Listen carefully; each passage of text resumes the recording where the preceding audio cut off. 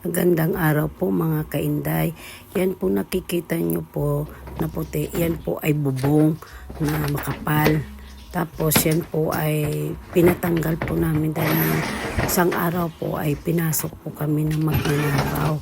Pero nagulat po kami kasi po may lumalagabong po sa bubong. Ang lakas. Hindi naman po kami lumabas dahil gawa po natakot din po kami.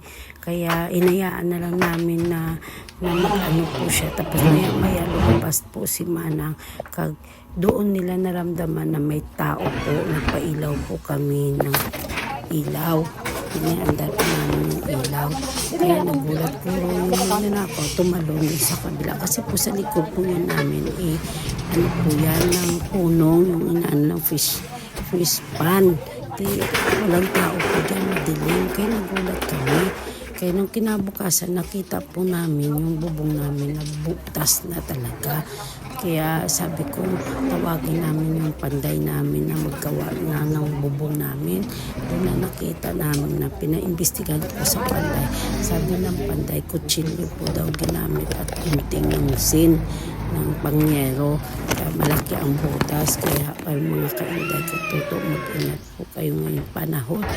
Dahil si Mana Santa, pero si Mana Santa po. Pero sila naman po mga tao, walang pusong pumapasok sa bahay at magnakaw. Sana po maawa naman po kami. Importante po mga inday, ligtas po kami sa mga masasamang tao. Walang nangyari po sa amin. Ito ngayong panahon, sabi nga pero sila naman nagnanakaw, walang awa silang magpasok sa mga bahay-bahay. Dapat sila ay magbanat ng puto at maghanap ng buhay naman. Kaya mga inday, dobling ingat po kayo, mag-ingat po kayo talaga sa panahon ito. God bless po.